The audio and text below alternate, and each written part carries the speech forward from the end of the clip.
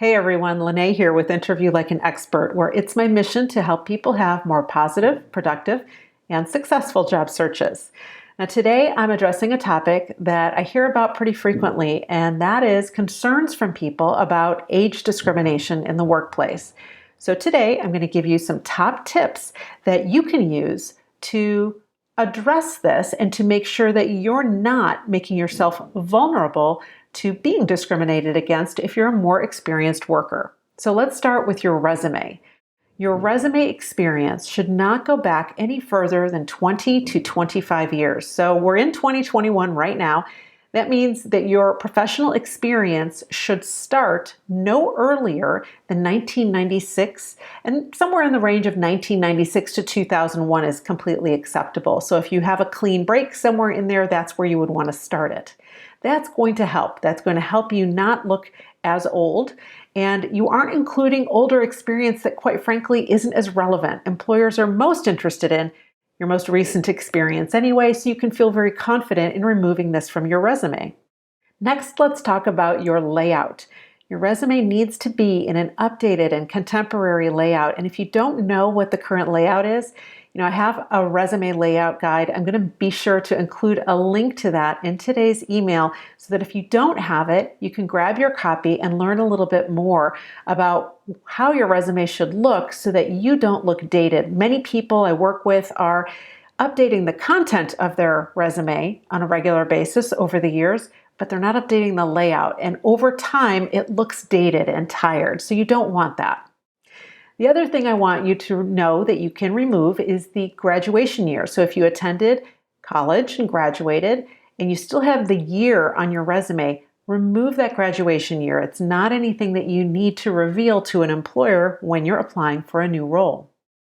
Now let's talk about LinkedIn. A lot of the same rules apply. So for LinkedIn, I want your experience, just like on your resume, to go no further back than 1996 or 2001. That's where you're going to start your experience on LinkedIn.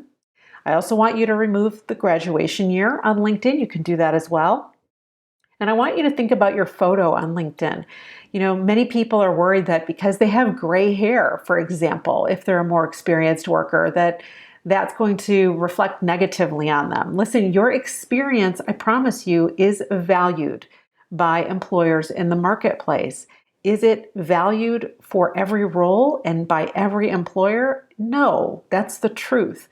But there are employers and there are roles that are looking for people who have deep experience in certain areas. And so I really want you to know that. So let's get that photo updated on LinkedIn. If you haven't updated it for a while, get dressed in whatever the appropriate professional attire would be for your industry or your field, and have someone you know take some updated photos of you where you look professional, approachable, and where you really look like, somebody who's got some great energy about you. Even if you're a more experienced worker, this will make a difference. So you always want to have an updated professional photo on LinkedIn. That will absolutely help your professional brand as you're applying for new roles. Now, finally, let me address briefly something that is also really important among people who have more experience, and that is your own mindset. Sometimes people who have more experience are their own worst enemies. They assume that employers are going to discriminate against them. And like I said, there are plenty of employers who are looking for more experienced candidates. I see these postings all the time that are asking for 10 years or 15 plus years of experience. It's about searching for those roles that are a fit for your skills and experience. And I promise you, you will get good results. Now, your search might take a little bit longer if you have more experience, simply because there are fewer roles that are posted that are wanting that level of experience. So I want you to set your expectations appropriately, but I don't want you to assume that you won't find a job if you have lost your job and you're in your 50s or older. It's simply not the case. I work with people all the time who are in that exact age range and who successfully land their next job. So age is really what you make of it as well. So I want you to embrace your experience and your skills, and I want you to feel confident that there are employers out there who are looking for exactly what you bring to the table. Well, thanks for joining me today. I hope this was helpful.